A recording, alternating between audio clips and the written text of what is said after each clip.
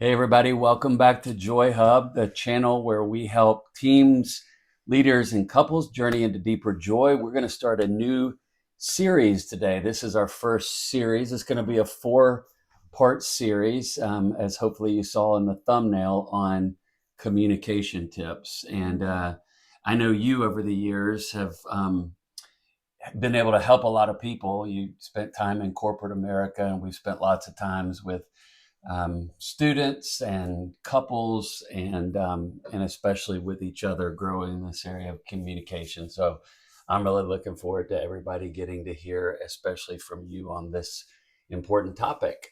Yeah, I think one of the things I noticed the most, I used to be a corporate trainer and I did a lot of training with first time managers. And one of the things I learned so much that people need help with sometimes is learning how to communicate in a way where they can be heard and they get their point across. Yeah. It can be something that can keep people stuck at the same level, and they can't seem to break through that next career step or relationship step and they can't figure it out. And a lot of times the root of it is just not great communication. It can cause a lot of stress at work and within family when people just aren't Mm. communicating well. But I've seen it really change people so much when they just apply a few like simple skills to their communication strategy, and their work and even personal relationships can really take off. So we just want to offer a few tips, Yeah. and we're still not, we haven't arrived. Certainly.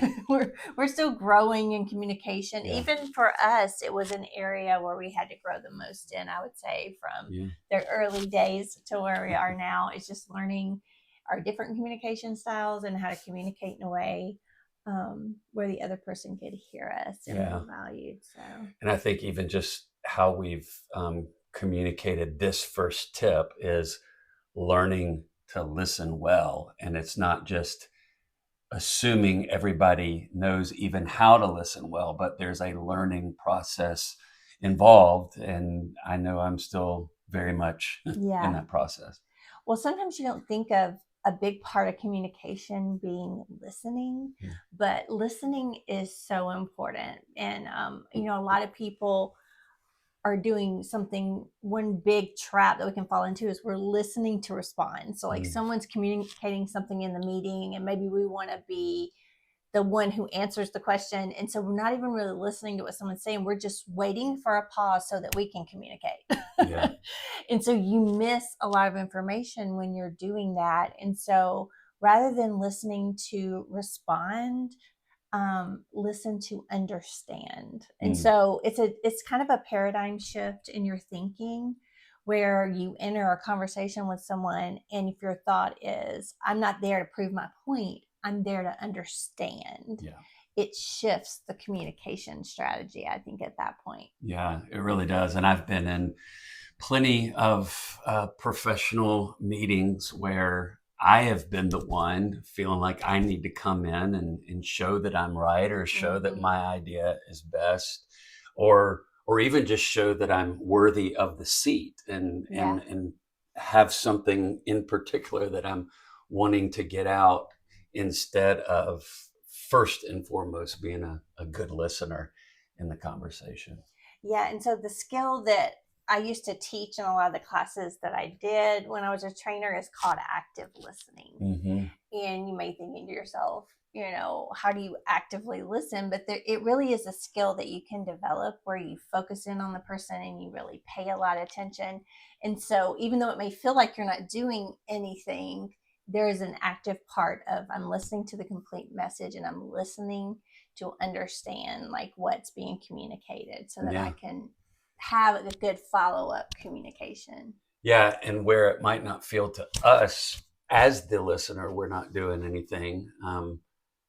I bet for the one communicating, Yeah. they really sense we are doing something very important in listening to them, in paying attention Yeah. to them, in even listening with our eyes focused on them. So I know you have some real specific Yeah. things that can be helpful in this area. So I'd love for you to share those too. Well, I think the first tip I would give in active listening is put the distractions aside. Yeah. there is nothing more frustrating than communicating to someone and you can tell that they have their intention on something else. Like, and maybe it just, sometimes I just stop. Like, I just stop communicating because Yeah. I'm, especially when we had teenagers at home and they're glued to the screen. And I think one of the biggest ways that we don't have effective communication in our world today is that this phone attached to our body all the time. It can be such a barrier to effective communication. So sometimes, when it's an important conversation and you can sense that the person's in a moment of where they're trying to share something or they're joyful or whatever, just making a decision to put the phone aside. Yeah. Don't you think? Yes, absolutely agree. And also know that there are going to be times, even with the best intentions, that I fail to be a strong, active listener. And I am distracted, whether it be on what's coming up later in the meeting, or again, my point I know I need to get across at some point in our conversation, or my device. When I fail, I just need to admit to you, to my colleagues, whoever I'm with in the moment, when I fail, I just need to admit it. I need the people around me to know it's something I still need to grow in. I admit I messed up. I ask for forgiveness and commit to start over in a fresh way. And it's okay to say, like, I'm going to pause my communication for you to be ready. Like if you're having an issue with someone where they're constantly distracted, it might just be better to just say, we'll just pause until you are able to be fully present in this, because this is important. And I think the next tip I would give with active listening is to notice the person's like tone of voice and their body language.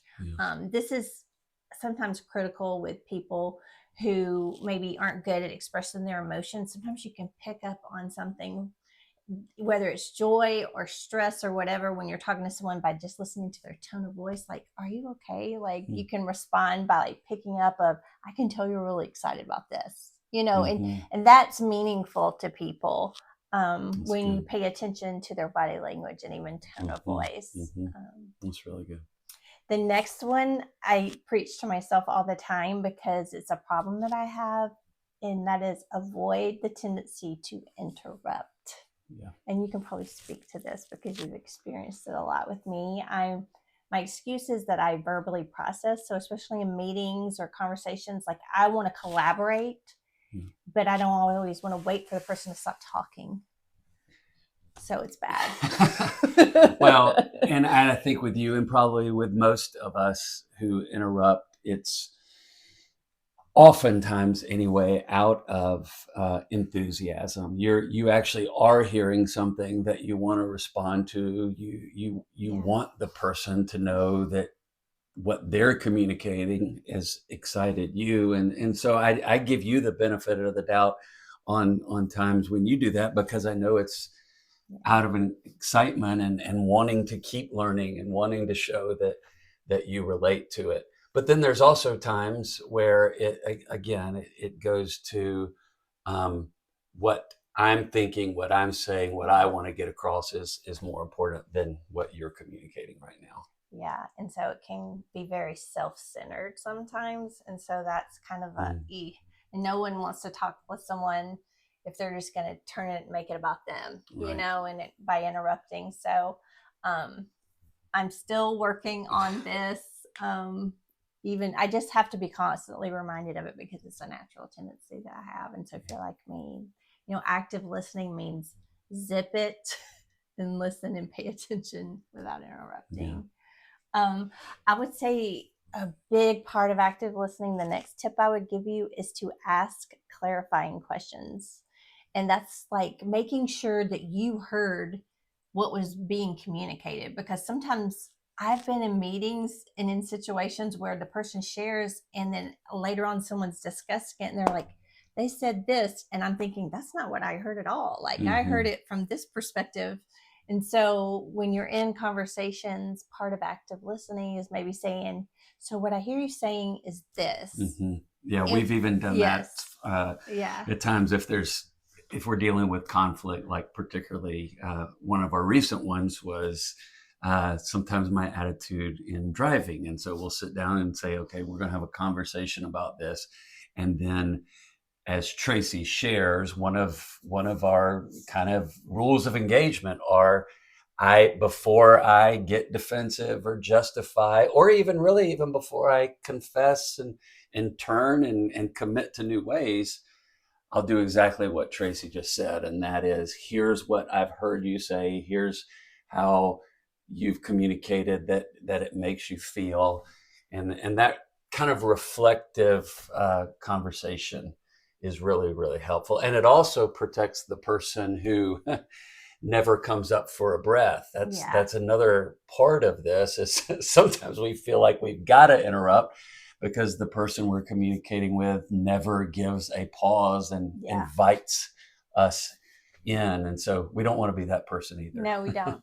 So you want to ask the clarifying question, did you say this? Let them respond. And then the last step is, like you're saying, repeat the message. Okay, so what you want me to do is this, and the next steps that need to be taken are this. Mm-hmm. And so all of this is still, you haven't jumped in to try to take over the communication. You're still focused on the message that the other person is trying to get across. And you're just trying to make sure you receive their message clearly, mm-hmm. and what they're trying to communicate to you.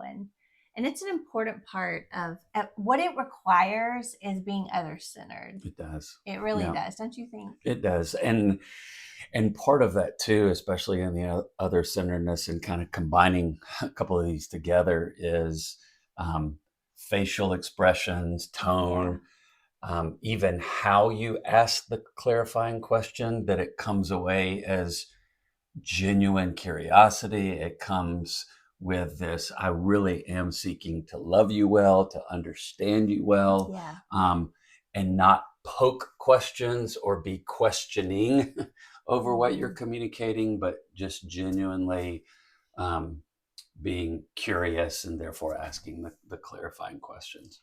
And people just generally want to be around people who listen well, who mm-hmm. are good listeners. You're never going to hear anyone complain like, oh, they just listen all the time. Like, people love that. Like if you want to attract more positive communication, whether it's in work or personal life, practice the skill of active listening. Put your distractions aside, focus in on the person, and listen well without interrupting.